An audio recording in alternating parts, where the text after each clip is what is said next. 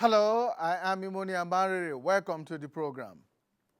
In the previous edition of People, Politics and Power, we examined aspects of the political and electoral reform bills currently lying before the House of Representatives as proposed by a group of lawmakers which describes itself as refined-minded legislators.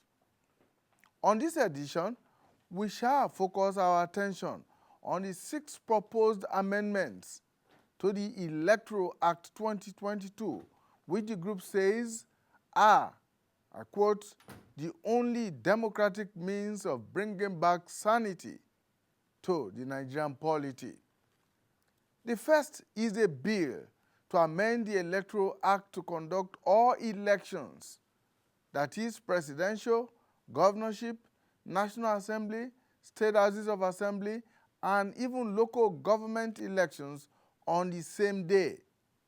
The second is a bill to provide that no declaration of a winner of an election shall be done by the relevant electoral official until the results have been compared with the list of accredited voters and ensured that the results are corresponding with the accredited voters and the beavers machine or any other electronic device so used. The third bill is to amend the Electoral Act to provide that an INEC official who declares a false result will be personally liable to civil and criminal action brought against him or her by parties in the election.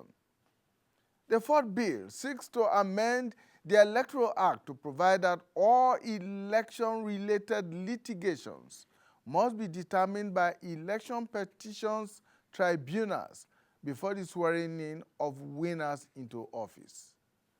And the fifth bill, which is related to the fourth, seeks to provide for the conclusion of all election-related litigations within 6 months before swearing into office. And the last, which is the sixth, is a bill to provide that all election-related documents and materials must be made available to those who participated in elections and who have reasons to question or petition the elections at the tribunal. Many questions are thrown up by this, some of which are: what is the practicability of some of these proposed changes? How valid and viable are some of the reforms being sought? And of course, what is the time frame for all of these to happen before the next general election? Well, these are issues we will be taking a look at on the program today. Join me and my panel of analysts as we try to break down the issues. I have joining me in the studio, is Mr. John Dayo Omogun, who is a publisher, public affairs analyst, and a good governance advocate. Thank you so much for joining me. Thank you. And we are joined online via Zoom from Sokoto in Sokoto State, Professor Abubakar Abdullahi. He is of the Department of Political Science at the Usmanu Danfodio University in Sokoto. Prof, thank you so much for finding time to join us. Good afternoon for having me, please. Welcome. Thank you. Let's go on a very short break, and when we return, we delve straight on into our discussion. The Nigeria we need is the united, indissoluble, and cohesive Nigeria, which guarantees equity, fairness, justice, and prosperity for its citizens. That is our focus on people, politics, and power. It is fresh, insightful, impactful. It's a must-watch. People, politics, and power on AIT. Thank you so much for staying with us, Prof. Let us come straight to you and begin with you to hear your overview of these 6 bills that are now before the House of Representatives. The lawmakers that have proposed them say it is the only way to bring back sanity to Nigeria's electoral system. Do you think that this is all that is required? Well, thank you for having me, and good afternoon, our viewers. Generally speaking, election is one of the most important ingredients of every successful democracy. In fact, it is that which distinguish between democratic regimes and the non-democratic ones. And in this case, different countries across the world put together different kind of rules, different kind of regulations, different kind of reforms to ensure that elections are conducted in a manner that people generally will accept such kind of process and have more confidence on the political leadership. And in this regard, reforms, either reforms in terms of whether structural, operational, or legal ones, ought to have been a recurring phenomena in especially a transitional democracy like ours. Therefore, these bills that have been initiated and are awaiting legislative debates and the proceedings at the National Assembly, in my view, can probably be said to be long overdue, and we need to have them, if it is possible, before our next election, which is coming up in 2027. In fact, every responsible democracy initiate processes, programs, and regulations, review existing regulations after every elections, so as to get prepared for the next round of election. Therefore, it is a normal practice. It is something that is desired,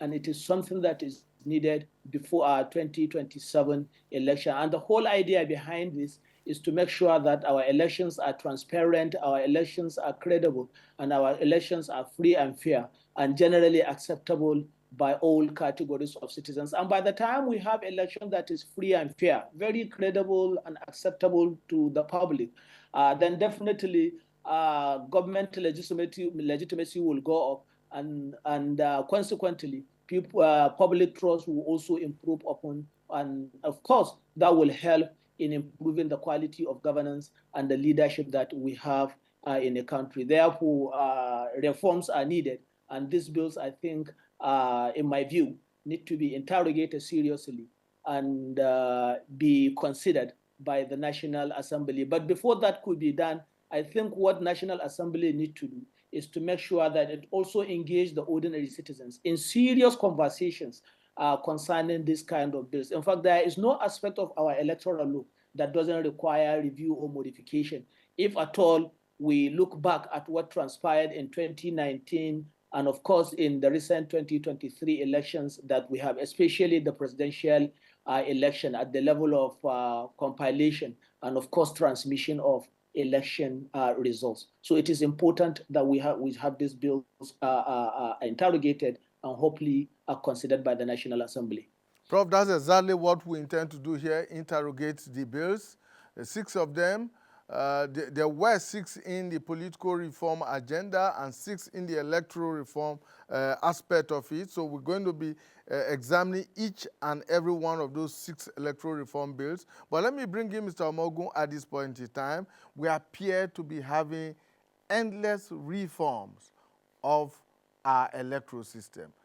Against the backdrop of the fact that the last one was just in 2022, barely a year before the 2023 elections. And now, just a year after that process, we are talking of another reform ahead of the 2027 elections. Will it ever end? Indeed, will it ever end? Well, that's the question that stares every Nigerian in the face. The truth is that we are never we have never had a scarcity of ideas, a scarcity of proposals and reforms. At the end, what has been the challenge is the implementation of those reforms, because at the end of it, what we will, the common decimal, the final position will be who are the people who are going to implement whatever reforms are put in place. Now, if you have the same class of politicians, the same class of political hirelings, the same class of people in the umpire body who are usually in bed together, in cahoots together to do all kinds of shady things, if these are the same people who are going to handle these reforms, then there are fears that as soon as you put those reforms in place, as soon as you announce these reforms, the politicians will get to work and begin to work on how do we circumvent these provisions. So that's a challenge on its own. But ordinarily, one would say that these current proposals, the current proposed reforms, are largely very well thought out, largely might provide the solutions to some of the nagging problems we've had over time. But the trouble is, like I said, who are the people going to operate them? Who are the people going to implement them? Will they not still find a way around those reforms? For example, if you talk about having elections in the same day, on the same day, what says to me, or how do you convince me that that's not an opportunity to cause confusion, and in the process of, inside of that confusion, they have their way? Because the bigger, already we know, with the staggered elections, we know how difficult, logistically, INEC has found it over time to conduct elections in Nigeria. And so now if you put everything together, you make the workload a lot bigger, but of course it has its advantages. And you would find out that a lot of the stakeholders have agreed that it is one very much needed reform. But the point is, if you look at the big issue of logistics, how are you sure that when you have staggered elections, you find a situation where sometimes election materials do not get to the polling booths until about midday in many locations. And then you find situations where there are fights and all kinds of things happen, and there are terrains where you can't get election materials to the elections places until much, much later, and some don't even eventually get there. Now, so if you have the entire thing done on the same day, what says that the people will not get to work to ensure that the work of INEC is a lot more frustrated? So that's the fear from the very first one.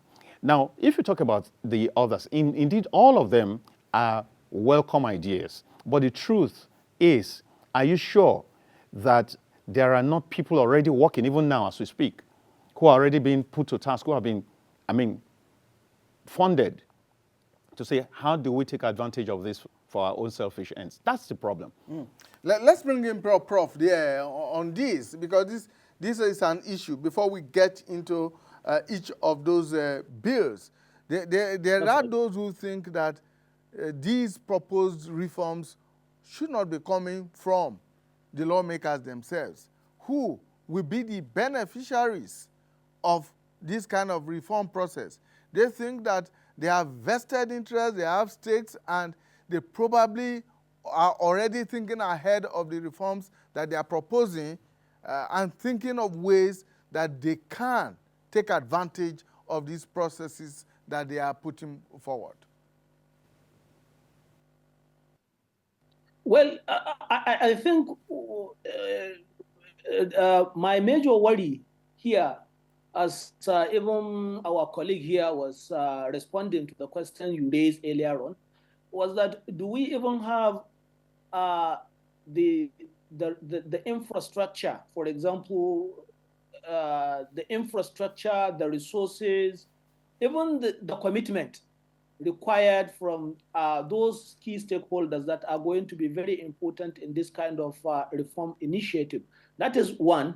Two, do we have, majority of us doesn't even understand and appreciate what democracy is all about, talk less of even appreciating what election is and whether or not we desire reforms in our electoral process. And remember, as I have argued earlier on, that in a responsible and developed democracy, there is need for reforms of electoral processes after every election. Why? Because there are a series of things that may likely come up which might have not been taken care of by the existing laws or by the existing procedure or process. And in that regard, it needs to be provided for in our laws, and it needs to be taken care of by some of these kind of reforms. But just like the fear being expressed by my colleague in the studio, is do we have the committed kind of political leadership that can drive this kind of reform forward? This is very important, very fundamental.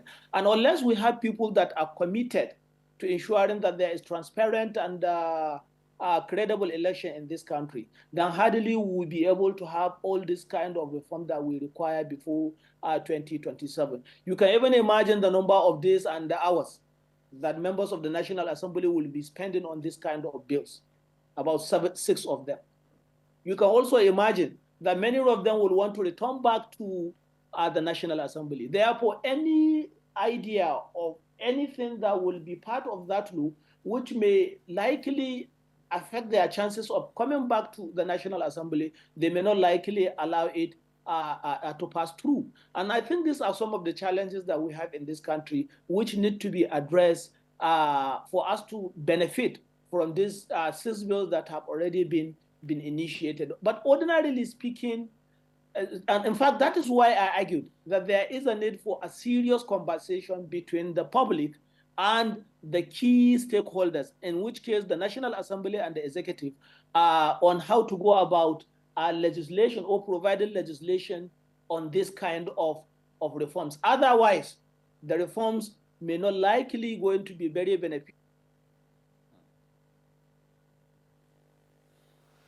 Well, we appear to have lost the signals from Professor Abubakar Abdullahi. We hope that he's able to get back to us, but let me come back to you here in the studio in the meantime. Let's drill that down, what he was saying, to the very first proposed reform, a bill that is before the House of Representatives, which seeks to have all elections conducted on the same day, including local government elections.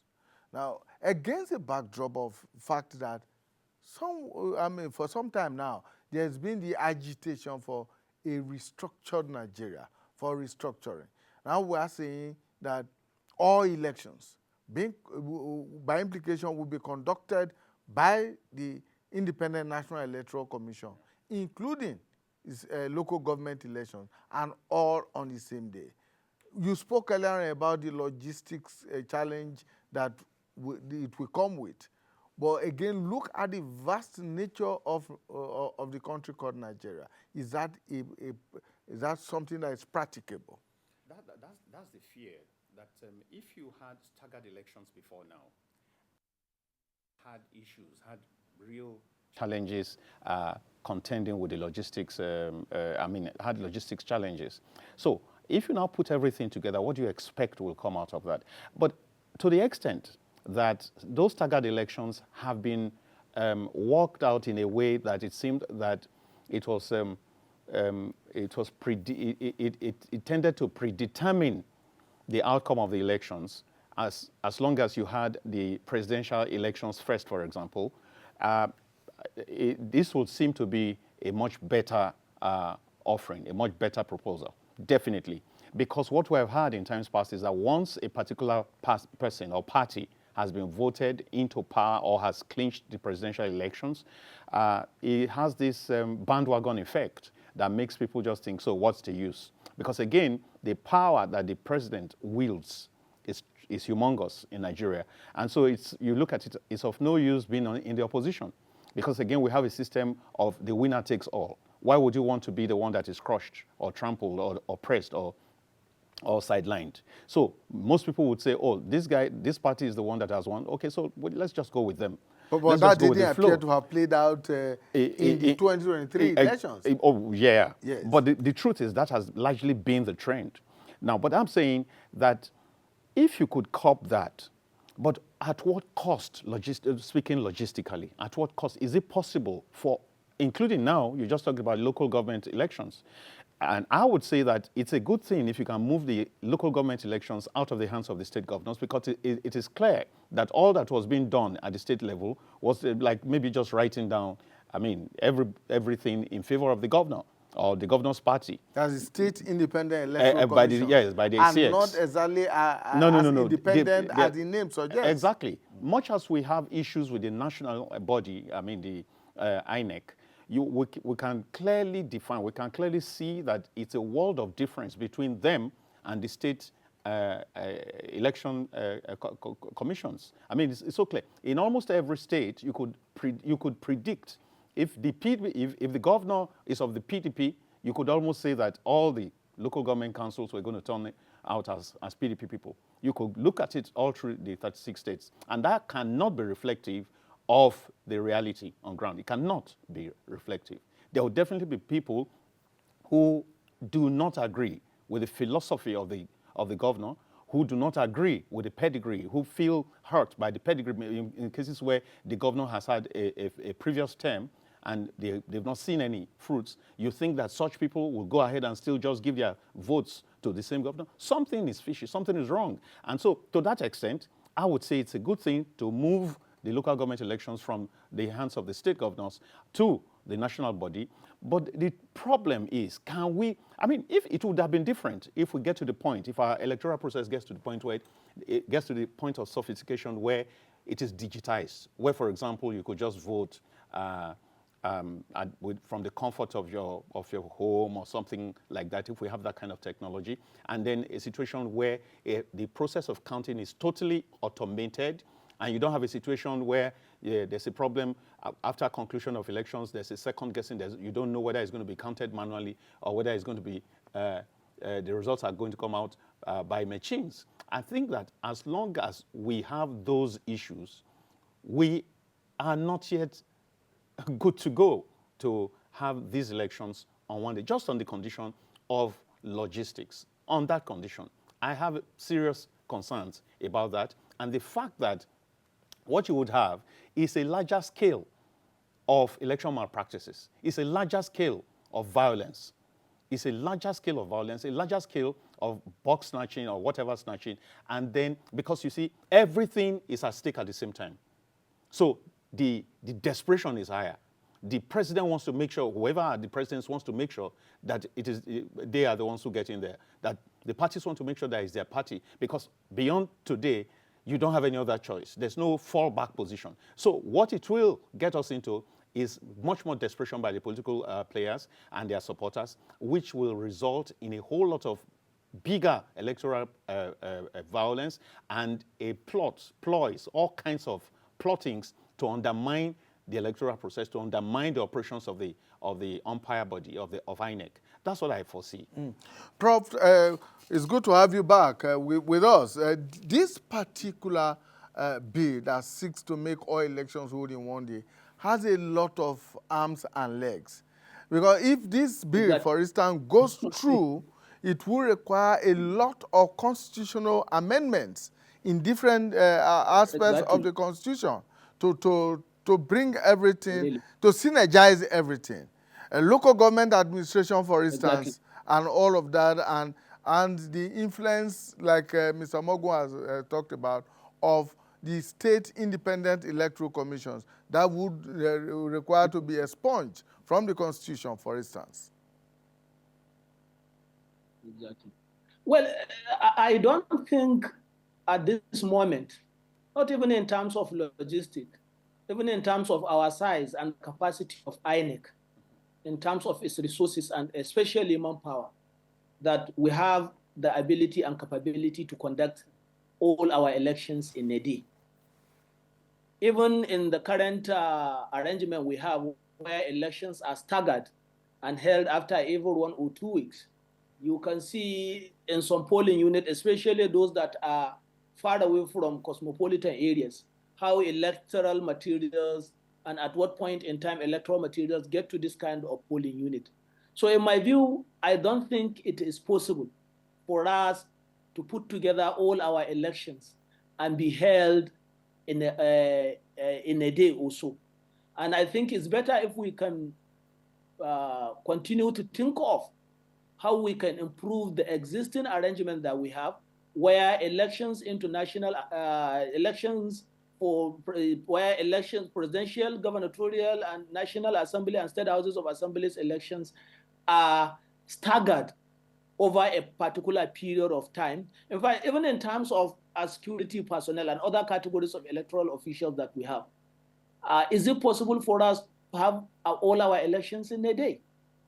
This is really going to be a very, very difficult thing to do.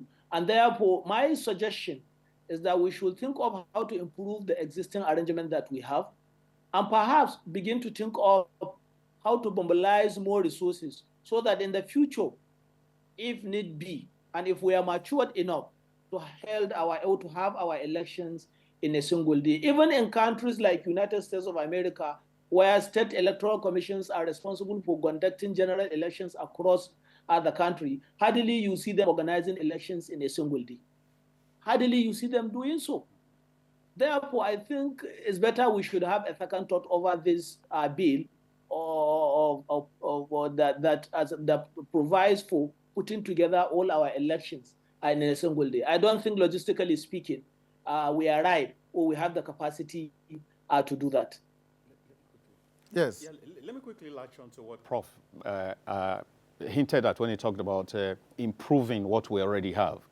I would want to see a situation, for example, where we continue for now to maintain the staggered system, the staggered election system, but then let's have the smaller elections, the less influential elections, the less problematic elections, the less tension-soaked elections, like at the state level, for example. Let's have the House of Assembly. Okay, now that you have local government, let's have the local government elections, maybe on its own, because we're talking about 774 local government areas. That's a huge one on its own.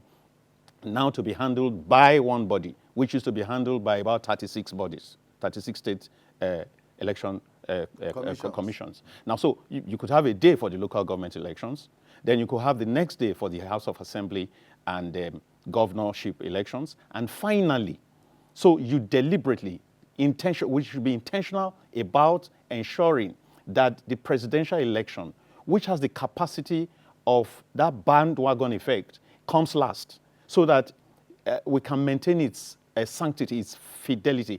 We can be close to sure that the results we get are actually the results of what people truly, really want. Not because they have found that people have gone in this particular direction at the presidential, and then everybody just like a cattle head up, whatever mentality, and just follow that line. I think that's a major area we can tinker with that.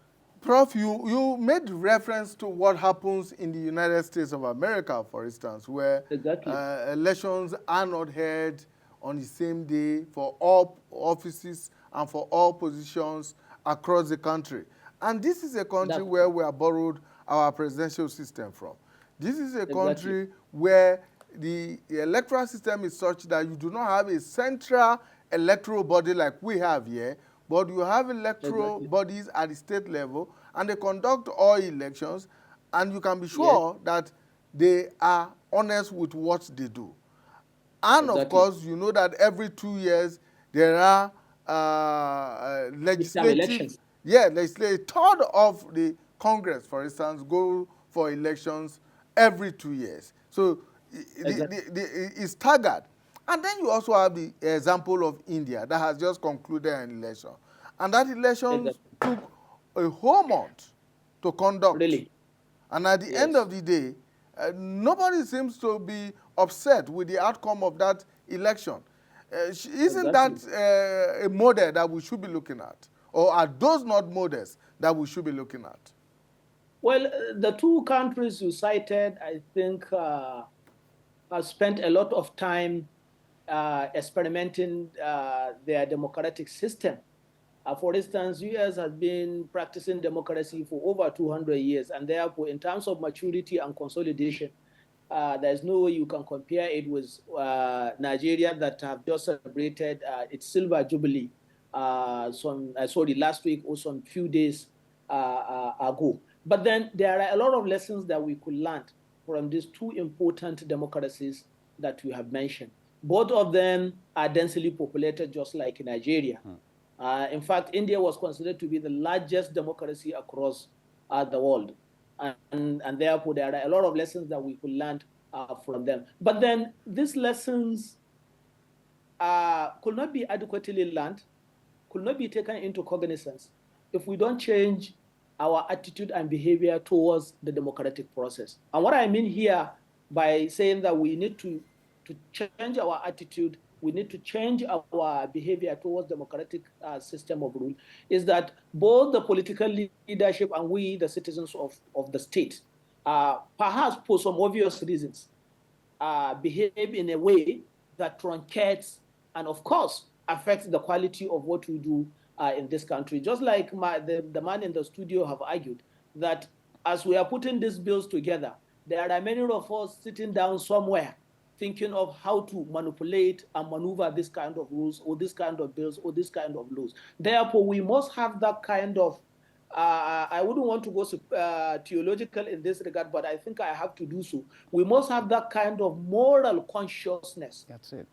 To begin to think of democracy is a service, is a process, is an instrument leading to improving the quality of life of ordinary citizens of the state. Therefore, it is not about amassing wealth. It is not about primitively accumulating and looting public treasury. It is about serving the ordinary people. And unless we have that, hardly we will be able to come up with good laws, good regulations that could support this kind of process. For example, the US that we have mentioned, if you go to United States, people volunteered to take part in the election process. Young people in the United States from universities, from other higher institutions of learning, from different platforms, volunteered voluntarily without even asking for a pay to take part in the electoral process, to serve as election officials. State officials who are equally involved, directly involved in the electoral process, make sure that the right thing is done. We can all remember what happens, I think, in 2020 in the state of Georgia, where, if you have seen the video clip, former President Trump was requesting the state secretary of Georgia to give him to help him have an advantage over President Biden. He told him that he doesn't have votes to give to him. And this is a Secretary of State that is a card-carrying member of the President Trump's party and who is serving as the electoral umpire of the state of Georgia. Do we have such kind of personalities, such kind of personnel working in our electoral bodies, working in the National Assembly, working in the executive arm of government, who are willing to make sure that the right thing is done in our elections? I think attitudinal and behavioral reforms are equally needed, apart from this kind of changes that we want to bring into our laws, into our procedures of conducting elections. As Nigerians, whether we are appointed or elected, or whether we serve under electoral umpire or not, we must remember that we have a duty towards making sure that our elections are made credible and, of course, transparent. And unless this kind of changes are made in our attitude and behavior, no matter the amount of reforms that we have in our electoral system, even if we are going to overhaul the whole presidential system of government, hardly we can get a credible and transparent election in this country. Therefore, I would have suggested that part of what we should do is to also think of how to change the attitude, the behavior of Nigerians towards democracy and towards democratization process. And I think this is the best way to go as far as credible elections is concerned in this country. And as such, we still have a long way to go, if at all we want to catch up with the United States, with India, with so many other beautiful democracies that have made lasting impact and succeeded in making sure that their democracies did not only grow, but they are equally consolidated. Prof, that last point you made about moral reorientation speaks directly to the third bill being proposed, which is that electoral officials who declare false results should be liable to civil and criminal action brought against them by those the parties or individuals who participate in that election. Is that, do you think that will cure some of the problems or some of the challenges that you raised about the moral question? But don't we have the same kind of provisions? I wouldn't know if they are criminal in nature based on the existing regulations that we have, but we still have regulations concerning public service in the country that have all these kind of provisions against public officials who in one way or the other violate public service regulations. I'm sure there are even sections of public service rules that require that where a public official have committed an offense, a grievous offense for that matter, like declaring fake results or get involved or aid and abet electoral malpractices, such kind of or such categories of personnel should be punished. We have this kind of rules, this kind of laws that are there in our law books. But how often do we investigate, establish this kind of cases, and then get them prosecuted? We have an incident in Adamawa State in the last 2023 general elections. When last did you hear about such case? What have we done about the case? It is not about belonging to party A or party B. I think what we should be concerned with is the survival of democracy in this country, regardless of whether we have or we are attuned to party A or party B. Anybody that misbehave or misconduct himself, which at the end of the day affect democratization process, all of us must come together to make sure that such behavior is being dealt with so that it will serve as deterrence to others. But how often do we do that? How many of us as civil society groups, as opposition parties, or even ruling parties, promoting the application of rule of law concerning hearing public officials who are involved in election malpractices in this country? We have seen a very beautiful case in Adamawa State that I have mentioned earlier on. Very shameful, very laughable. But have we been able to handle it? What has I not done as far as that particular offense is concerned? What has our justice system done? If care is not taken, this case will naturally die.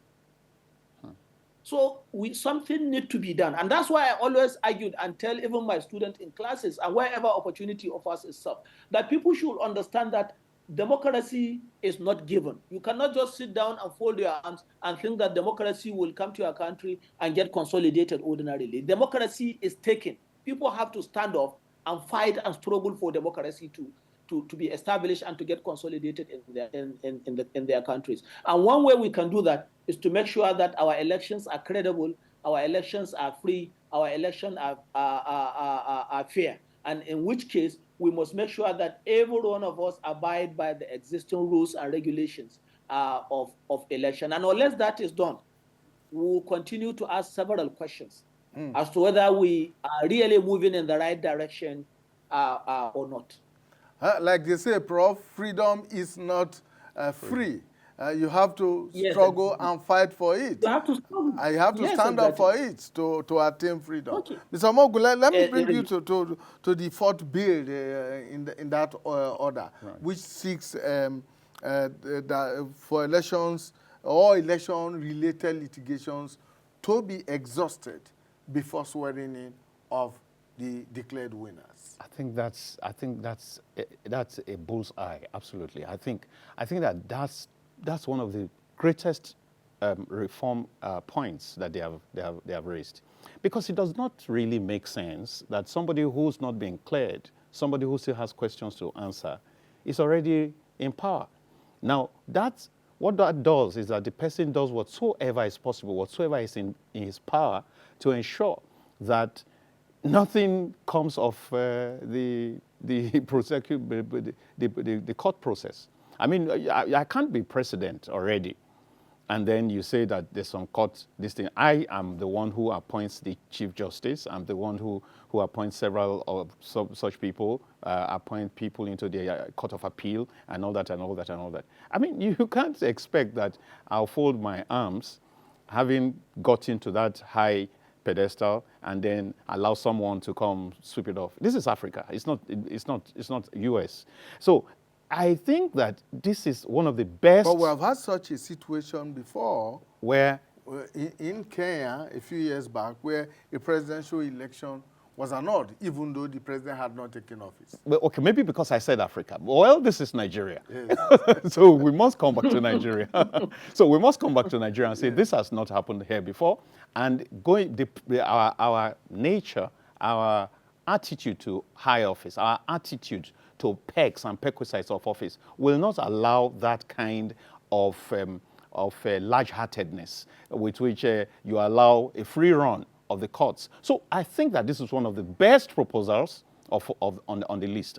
And I wish and I hope that it is passed and that it is properly implemented. It's very important. Closely related to that is the time frame. Is the time frame, Yes, which is very important. The other they bill said is 180 seeking, days, yes, six months. within 6 months before Exactly. swearing in. Exactly. That will also require a lot of adjustments. Adjustments, in exactly. The electoral dates, the yes. electoral dates. Yes. So, which means that sometimes now we'd have our elections like a year before the next handover date. It must be within around like a year before because you have to have the 6 months period and all that and all that. So I think that it is worthy. It's one of the applause for them on that one, and I hope that it sees the light of day. It will go a long, long, long way to bring sanity into the system because it doesn't. I mean, it's even unfair to the people who are going to court. All of us go for a march. Then there's dead ball, and then everybody is supposed to hold on, and then while holding on, somebody is already being like awarded a temporary goal. It's not fair. Prof, it's not fair. It's not fair. Yes, Prof.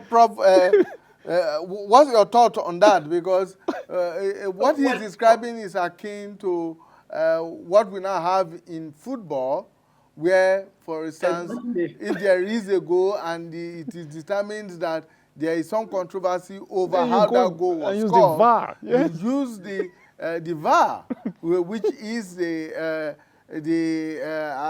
assisted, referee. Video assisted referee. Visual assisted Yes. referee to determine why that is going. I mean, why that is taking place. For instance, the match is put on hold for the referee to watch and determine whether or not this is correct position. But that is done very quickly within a couple of minutes, and a decision will be immediately taken. And it is not only the referee on the field that will decide that. I'm sure there are also others assistant of the referee. They in fact actually have VAR referees. Yes, so there's more than one. Assisting the referee to take an important decision. And I think dealing with all cases of litigations before swearing is also something a bit difficult as far as Nigeria is concerned. Those countries in Africa like Kenya that you have mentioned, even Niger here, very close to us, usually decide their litigation cases before even swearing in. But if you look at their own system, you find out that most of these countries have what they call constitutional courts, which are established to specifically deal with election-related cases, from party primaries to candidate selection to the election profile itself to certification of election results. In fact, election will not be certified to be okay until and unless constitutional court decides on the election itself. And that's why they are able to, as a matter of fact, take care of such kind of litigations. Two, which I think is very important, you find out that especially in the case of Niger and other Francophone countries, they usually have only one elections. They don't have state or lower level elections in their electoral system. Once presidential election or general election is being held at the central level, then it will automatically affect political development across the lower level of government. But in our own case, we have elections for 3 layers of the state, and we have quite a number of constituencies that have candidates that represent them. Therefore, considering the number of courts that we have and the personnel that these courts have, I think it's going to be extremely difficult for us to be able to do that. If we said that we are reversing the litigation period to about a year or so, I'm pretty sure that a lot of also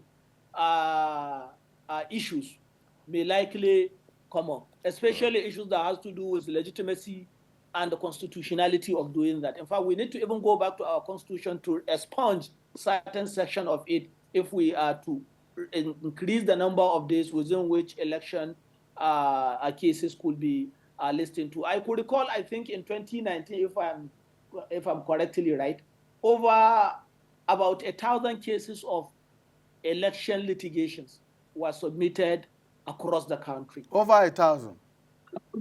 And yes, about 1,000, if I could recall very well, about 1,000. So you can imagine how many election tribunals do we have? How many judges we have presiding over this kind of tribunals? And not only that, after that tribunal, if a petitioner is not satisfied with that, he can appeal his case to appeal court, finally up to the Supreme Court. And how often do we address this kind of problems quickly? This, I think, is an important issue that we must also look at. But I'm also one of those who strongly believe that all election-related cases, litigations brought before tribunals or any court of competent jurisdiction must be dealt with before swearing in of the new political leadership. That, I think, is very important. Even if we consider the cost involved, how much they have spent, how much they have spent in, as a matter of fact, making sure that the election victory is not snatched from them. There are a lot of insinuations over here and there, a lot of speculations about the amount of money being used to settle this kind of election cases. Prof, let me come in there and to say that in countries where these kind of litigations expire before swearing in, like you said, they have constitutional courts, and those constitutional courts are one-stop shops for such litigations. Unlike in Nigeria, where you go from the tribunal to the court of appeal, from the court of appeal to the Supreme Court.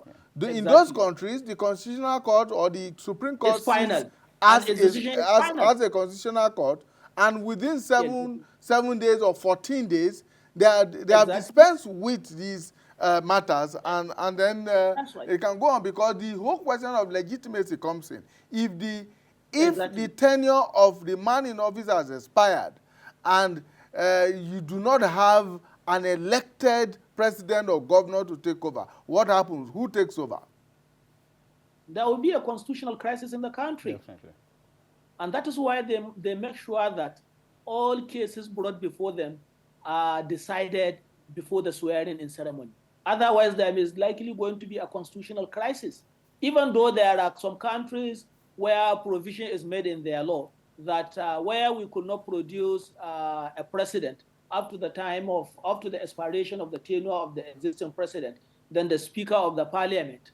I think this is usually practiced in parliamentary democracies. The Speaker of the Parliament may likely take over until after such cases are decided. But historically speaking, if I could remember, hardly we have such kind of cases going beyond the swearing-in date, especially in countries that have this kind of a constitutional court. So what they usually do is they put in place mechanisms and procedures that will deliberately help them to deal with all such kind of cases before the swearing-in date. And just as you have rightly pointed out, the Constitutional Court is the one and the only court that decides election cases. Therefore, there is no room in their laws for appeal to other courts. And as such, once a Constitutional Court decides a particular election case, it stands final, and then other processes involved in the political process could immediately